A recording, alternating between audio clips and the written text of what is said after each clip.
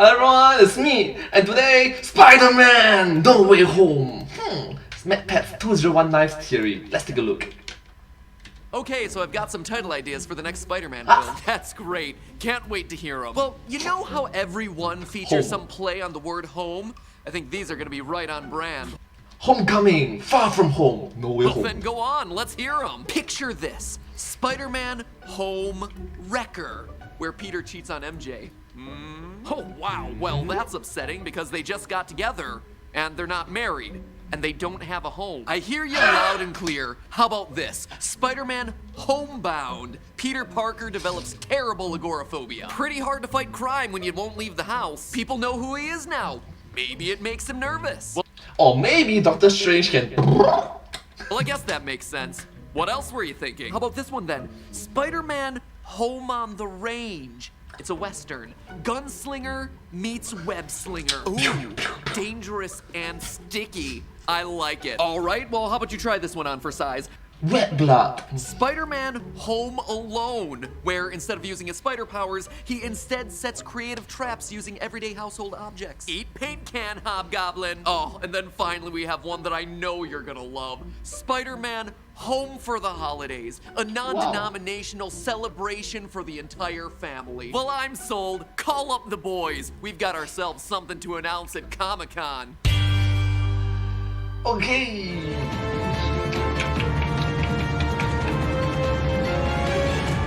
Hello, Internet. Welcome to Film Theory. Hello Internet, welcome to Film Theory. Hello. Let's get started on MadPat's theory. Not exactly the best, but... Using our theorist tingle to dispel all of Mysterio's illusions. And let me tell ya, between fake restaurants, fake Mysterios, and fake Nick Furies, I was tingling all over the place while I was watching Far From Home. Fake news! Probably should get that one checked out by a doctor. But seriously, I felt like I couldn't trust anything. The ushers were in there trying to pry me out of my seat, and I'm like, no! I feel the barf drones around me. You're all just trying to make me think the movie's over, but we're still somewhere in Act 2. Long story short, I'm not allowed in that theater again. On the plus side, I left Far From Home with a heck of a lot of theory fodder. So today I'm tackling a theory that is so speculative, it's more hypothesis than theory. I know, blasphemy. But coming... Alright, so instead of it becoming film theory, it's becoming film speculations, film fodder. out of the theater, I couldn't get out my Film hypothesis? head, and I thought it was a cool topic to talk about on the series. You see, the most important part of Far From Home isn't so much what's in the movie, it's instead what's coming after the movie. Far From Home isn't just another step in Marvel's stairway to box office heaven. It's clear that this movie is acting as an inflection point between where we've been and where we're going. A gateway to the post-Endgame era of Marvel, where everything is suddenly being called into question, from your leadership to your very identity. And because after 5 years of everybody disappearing, literally half of everybody disappearing, what are the ramifications of it to society on Earth? as a part of that, I'm here today to predict Spider-Man's next major role in all of it. Because at this point, the Tom Holland Spider-Man movies have tipped their hand just a bit too far. I think they've revealed just a wee bit too much. And as a result, I have a solid hypothesis as to where things are headed for the old webhead in the next feature film. Which may or may not be accurate, but it's a good guess. It's a good try. So let's support MadPat on it. So book your tickets now, ladies and gentlemen, because Spider-Man's next opponent will be a massive showdown with the Sinister Six.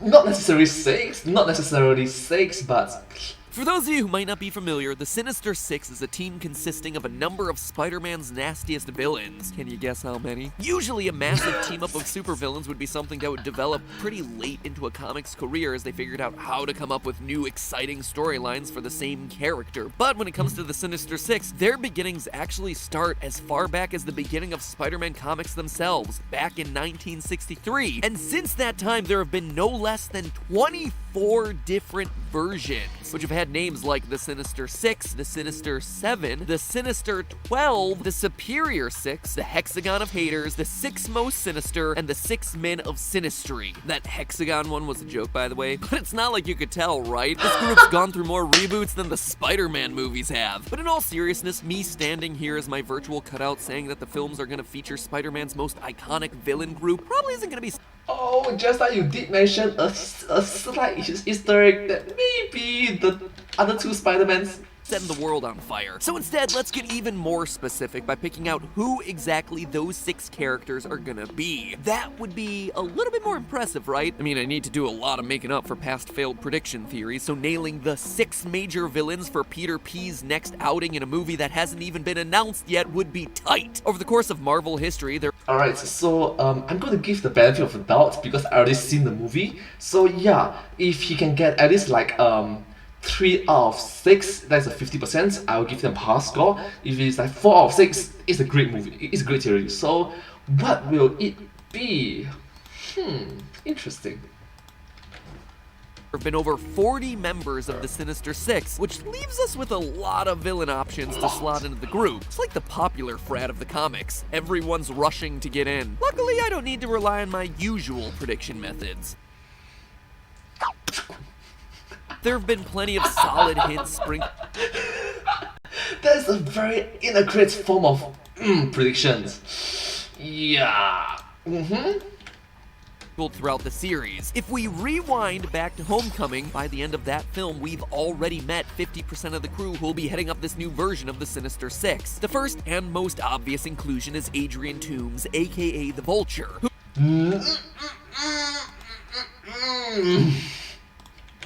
who may have been kind enough to preserve Spidey's secret identity in prison. If I knew who he was, he'd already be dead.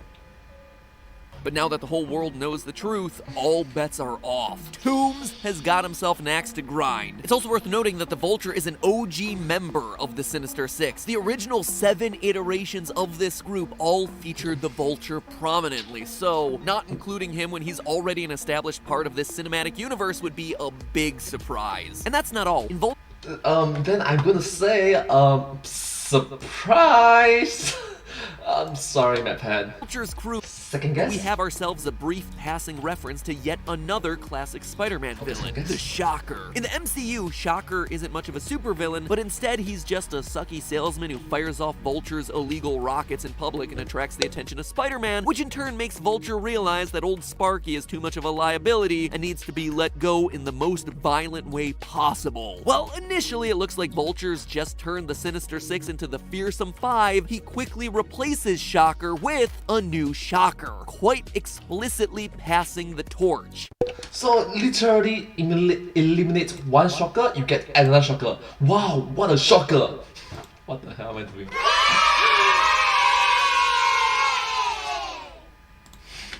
Yeah. Now you're the Shocker. I don't think that's just a throwaway line there, friends. It's brief, and it's one that's easy to write off as just a tongue-in-cheek Easter egg, but remember, we saw a similar series of events become the major plot twist in Far From Home, where a bunch of smaller characters that had been set up via past movies suddenly emerged to the forefront to become major players. So the Shocker having a similar reveal in the 3rd Spider-Man movie? Oh yeah, it is definitely precedented. And not only that, but Shocker is indeed a canonical member of the Sinister Six in the comics. I mean, practically everyone is, but still, he's there, usually as a member of the expanded Sinisters, like the Sinister 7 and the Sinister 66. You heard that right, 66. Here I thought Infinity War had a lot of characters. So anyway, that is 2 villains right there in the first movie, but we can keep going. There are a couple other tertiary villains that we see running in Vulture's crew, but I'm more hesitant to count on these guys because they rarely appear in the Sinister Six. True, the Tinkerer as well. They just don't have the same level of name appeal. Specifically, I'm referring to the Prowler, played in Homecoming by the childish Gambino himself, Donald Glover, and the Tinkerer, who is worth the mention because, well, if I didn't, you guys would light me up in the comments thinking I missed him. I didn't, he just isn't interesting enough to make the official counted squad here. Which then, of course, brings us to the end of Homecoming. Here, the Vulture goes to prison and meets Mac Gargan. If that name doesn't ring a bell, the tattoo on his neck certainly should. A scorpion. Looks like Mac is carrying on the grand tradition of arthropods in this franchise by taking the role of the Scorpion, a guy who traditionally has a giant tail that shoots acid. How the more technology-centric films will make this attack strategy less awkward is up for debate, but there's no doubt that he's gonna be joining forces with Tombs. Okay, so... yeah, sorry, my pet. Sorry times 2, sorry times 3. In just his brief scene alone, it's immediately established that he's also after Spider-Man and wants to team up. So to recap, at the start of Far From Home, we know that both these baddies are still in prison together, and the new Shocker is still floating around out there somewhere too, giving us a solid lead on at least 3 out of 6 Sinisters. Let's see who else is gonna surface in Far From Home. In the beginning of the new movie, Peter and his friends just got themselves blipped out of existence for 5 years by Thanos. The very fabric of reality's been shaken. Whoopsie! Oopsie, I'm sorry, but you must understand that I am inevitable.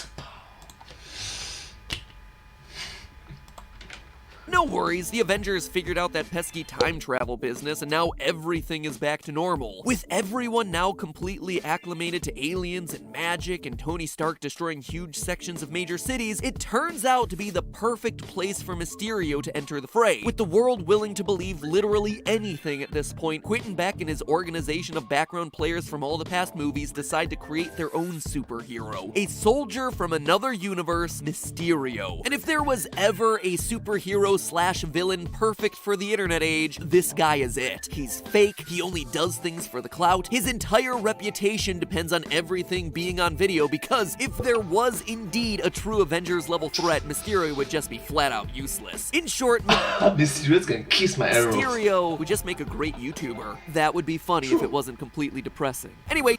Oh my gosh! If you think about it, a fake YouTuber.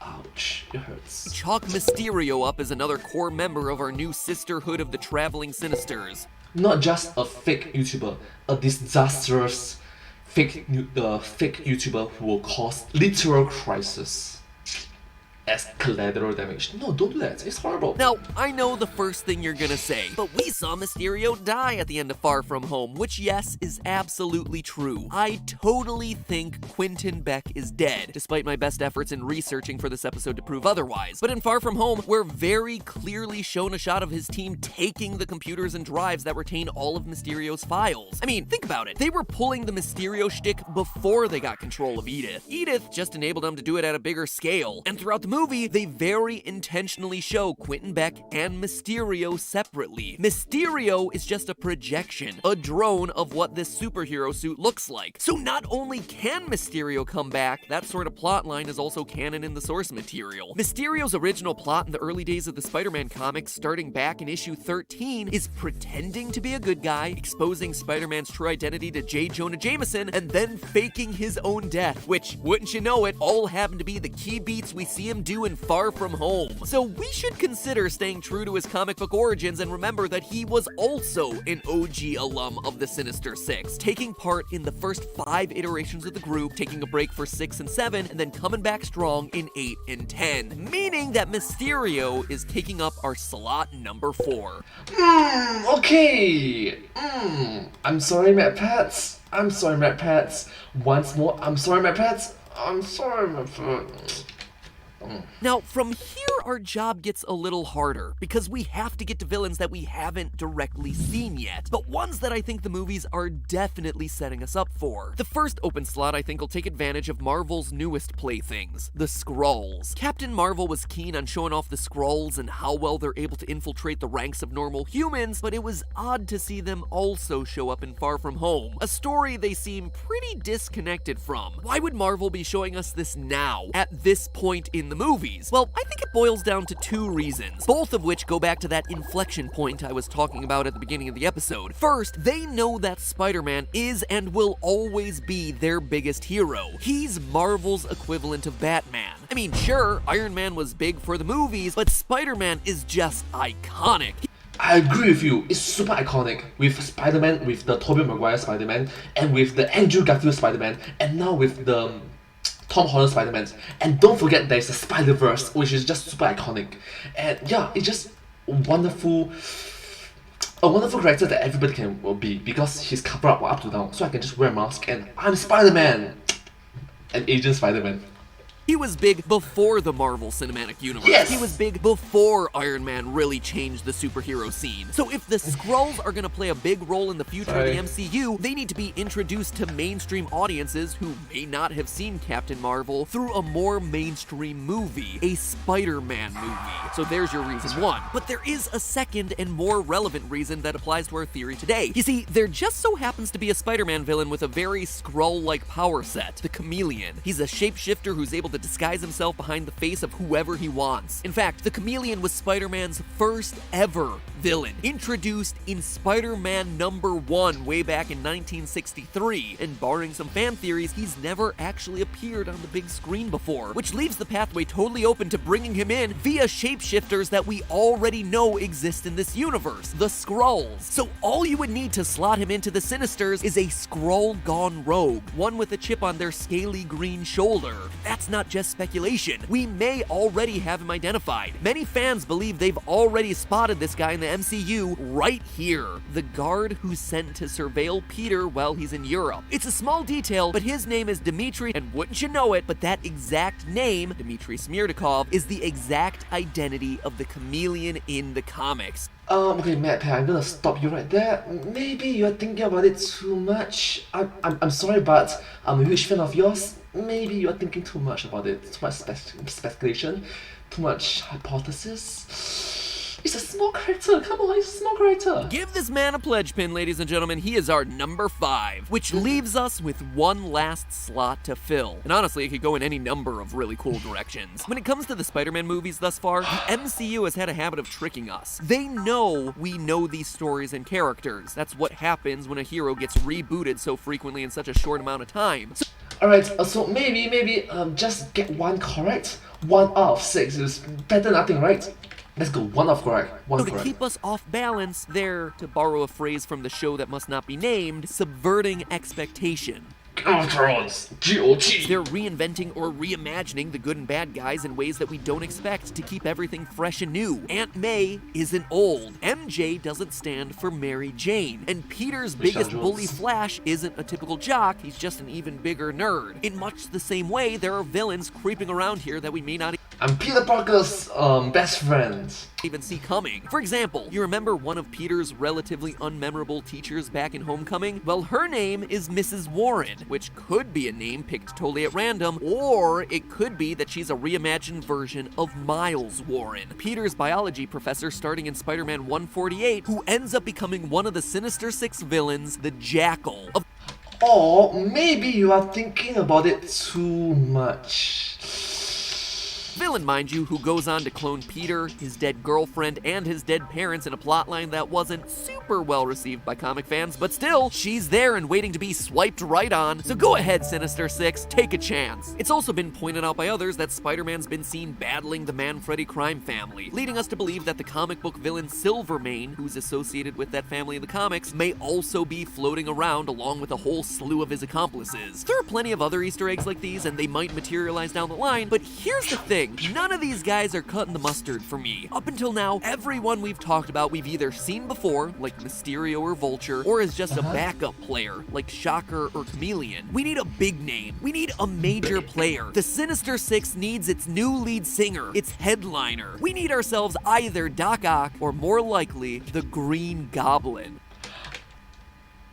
I like the way this is going. Tell me more. And of the two, I think the Green Goblin is all set up and ready to roll out. Ooh, why not both? Not only is the Green Goblin one of the most frequent members of the Sinister Six, but because the Goblin is usually a member of the Osborn family, who are tech billionaires just like Tony Stark, they tend to have ties to most of the other villains in the comics, and likewise in the new cinematic universe where technology is fueling a lot of these characters' powers, they would have connections in that realm too. The Osborn technology would help supplement what the Vulture's doing. The Osborn technology would help supplement the Mysterio gang. The Osborn technology would help make the Shocker stronger. And the Oswald, I am somewhat of I'm sorry. I'm somewhat of a scientist myself. But now let's go back to something I said earlier about The power of the sun in the palm of my hand. about subverting expectations. Remember Flash, the nerd bully? He is very clearly being set up for a future plotline. Throughout the movie, there's this ongoing thread about his relationship with his parents, a weird text message thread with them, and that one scene when they return home and he's met by their driver. In both scenes, Flash is being ignored by his parents. They're absent. They've forgotten about him. It's also clear that they have a very formal relationship, with Flash having to call them father and mother. It's very similar to the way that Harry Osborn reacts with his father Norman Osborn in most other Spider-Man stories. Why is it so formal? Why not just call them Papa, Daddy, Oppa? No, Oppa cannot. Oppa cannot. Oppa is more towards brother. Or unless... let's not go there. Let's keep it wholesome, family friendly. I'm sorry. Including the Sam Raimi movies. Peter, may I introduce my father, Norman Osborn? Flash's family is also very rich. Technically, this is my dad's car, sir. Just like the Osborns. Heck, it's even been suggested that those super rich Osborns are busy building Oscorp's new headquarters in the old Avengers building, which you can see being constructed in Far From Home. But I know what you're thinking. He's Flash Thompson. He's not an Osborn. And you know what? That's just what I thought too. That's what literally every fan wiki online says, but it seems like literally everyone has been jumping to conclusions here, because at no point in the movies do we ever hear Flash's last name. He is never once called Flash Thompson. Not once. It is always only Flash. Matt? Even right here in the credits, he's only listed as Flash. Matt, seriously, you might want to stop. That right there is our smoking gun. Stop, Matt. Stop. Just listen. Loyal theorists, the big twist, the way our expectations are going to end up being subverted in the next Spider-Man movie is that Flash's last name is going to be revealed as Osborn. Matt! What? I'm building up a good flow here. You're throwing off my dramatic reveal. Well, here's a more dramatic reveal for you. Oh. Yeah. So it's not in the script or the credits, but... Yeah. Well, why didn't you tell me earlier? Because even if he is Flash Thompson, there's a very real chance that he could have been just adopted by the Osborns. That sort of angle would have support from the comics. In the story, Norman Osborn takes Flash under his wing, gives Flash a job, makes him feel like part of the family, and ultimately turns him against Spider-Man, who he was formerly idolizing, just like we see Flash idolizing Spider-Man in Far From Home. So there you have it, friends. We got ourselves our 6 villains: Vulture, Shocker, Scorpion, Chameleon, Mysterio, and Green Goblin, all set and ready to go. But to close things out here... Okay, so 1 out of 6 is not that bad, but the character playing the Green Goblin... I think I'll put myself even further out on a limb. I think it's worth pointing out that there's one villain in this group who is different than all the others: Vulture. Vulture is very clearly established to be a family man. I built this whole place because I got people I have to look after. He's not about world domination or being a renowned superhero. Heck, he doesn't even want to attract the attention of the Avengers. If you bring damage control or the Avengers down here, we're through. He's not in it for the clout like Mysterio. He's not in it for revenge. He's only in it to take care of his wife and his daughter. The same daughter who Spider-Man saved at the end of Homecoming, and who then went on to rescue Vulture himself during the final battle. We already know that Vulture wouldn't give up Peter Parker's identity to Scorpion, and we know he has at least half a dozen opportunities to finish him off during that final confrontation and doesn't. So when faced with the option of teaming up alongside a bunch of villains who are bent on world domination, well, he might initially go along for the ride. It's my prediction that Vulture will instead defect, to instead protect someone who shares his values and goals, someone who still appreciates helping out the little guy. True, the friendly neighborhood Spider-Man. It's a cool concept, but different character becoming. Maybe you can try someone with a lot of hands, a lot of water. Get it? The local neighborhood. In the end, Vulture is gonna be the one to end up protecting Spider-Man against the rest of the Sinister Six. Anyway, that is more than enough speculation and fan fiction for the day. I mean, I'm already trying to make calls on a movie that hasn't even been announced to exist yet. Let me slow my roll a little here. Home run! Baseball. Regardless of how it all plays out, I'm excited for this 3rd installment in the Spider-Man franchise. I actually love these movies. They are some of my favorite in the MCU. And whether you agree or not, I hope you liked watching and theorizing about where things go next, because it's a superhero movie. It's all just for fun, just like this is all just a theory. A film theory. And if you want to see more Spider-Man content, check out this video on the left where I analyze the physics of Spider-Man's deadly web slinging. Turns out that Spider-Man should have died multiple times over, regardless of his super strength. Or while you're here, make sure you click the button on the right to subscribe. I've got an upcoming theory on which Spider-Man would win in a battle royale of Spider-Man. Make your predictions now, friends. That theory is coming up in the near future. And with that, I'm off. Next week, let's take a break from superheroes, shall we? Alright, sure. Anyways, thank you all so much for watching this video together with me. I hope that you find this video very interesting and very awesome to watch. It's quite unique and special to see MatPat trying to make this sort of theories beforehand, before it's even shot in the first place. But still, thank you so much for watching this video. If you have not watched the the movie, Spider-Man No Way Home, it's an awesome movie, paying respect to the past 3 generations of Spider-Mans.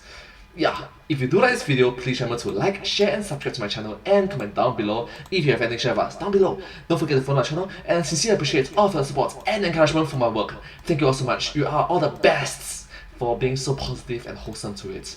But hey, that's just a theory, a film theory, and cards. Thank you.